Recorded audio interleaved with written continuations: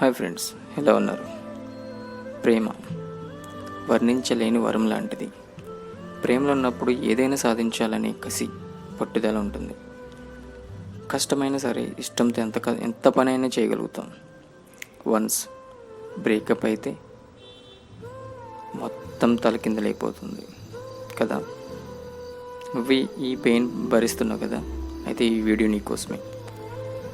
సాధారణంగా అమ్మాయిలు చాలా వరకు ట్రావెల్ చేసి వాళ్ళ చాయిస్ని ఎత్తుక్కుంటారు, లేకపోతే పేరెంట్స్ బలవంతంగా వాళ్ళని ఇబ్బంది పెడతారు, లేదంటే నీకన్నా మంచివాడు దొరకడని అనుకుంటారో తెలియదు. కానీ సడన్గా అప్పటి వరకు బుజ్జి బంగారం ఇట్లా పిలిచి నేను మాటలు ఒక్కసారిగా ఒక్క రోజులో మారిపోతాయి. అసలు మెసేజ్లు పెడితే అవాయిడ్ చేస్తారు, సింగిల్ టైప్ ఆఫ్ మెసేజ్ చేస్తారు. నువ్వు 10 మెసేజ్లు పెడితే సింపుల్గా చెప్పు అని ఒక సింగిల్ మెసేజ్ పెడతారు. ఇట్లాంటి పెయిన్ నీకు భరిస్తున్నావా? అయితే ఇకపై ఆ అమ్మాయి మీద నువ్వు ఆశలు పెంచుకో.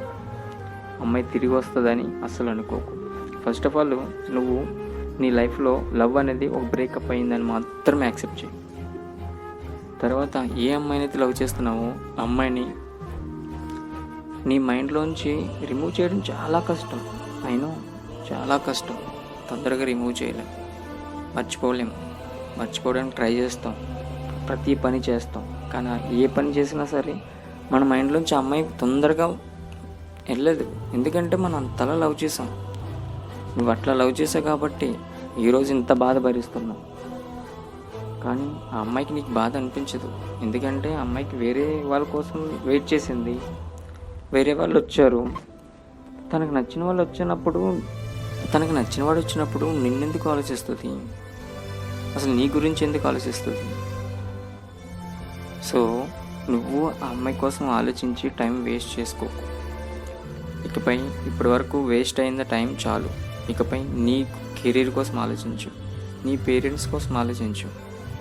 నువ్వు కెరీర్లో అంచెలంచెలుగా పైకి ఎదిగితే ఈరోజు బైక్ మీద తిరుగుతున్నావా, రేపు 1 year కాకుండా నువ్వు కార్లో తిరగాలి. ఆ గోల్ పెట్టుకో. మంచి ఇల్లు కట్టుకో, మంచిగా పెళ్లి చేసుకో, మంచి అమ్మాయి. ఆ అమ్మాయిని ప్రేమించు, నేను బాగా చూసుకుంటాను. అంతేగాని పోయిన అమ్మాయి కోసం తిరిగి తీసుకొచ్చి తను వస్తుంది అని మాత్రం మైండ్లోంచి తీసే. ఒకటి అడుగుతా, అసలు నువ్వు ప్రేమించావు అమ్మాయిని, నిన్ను వదిలేసినప్పుడు తిరిగి వచ్చిందే అనుకో, వచ్చినప్పుడు నేను బాగా చూసుకుంటుంది అనుకుంటున్నావా? ఉండదు. నువ్వు బలవంతంగా తీసుకొచ్చావు అంతే. కానీ అమ్మాయి చేయాల్సిన పనులన్నీ చేసుకుంటుంది. ఏమైనా అంటే మళ్ళీ వెళ్ళిపోతానని నీకు బ్లాక్మెయిల్ చేస్తుంది. దానికి నువ్వు అగ్రి అవుతావు. తర్వాత నీ మైండ్ సెట్ నాతో మాట్లాడట్లేదు, ఎవరితో మాట్లాడుతుంది, అమ్మాయిని అడిగితే కోపం వస్తుంది, వదిలేసి వెళ్ళిపోతుంది అని పిచ్చిగా టెన్షన్ స్టార్ట్ అవుతాయి. నీకు ఇవన్నీ అవసరమా? వద్దు మనకి ఇవన్నీ.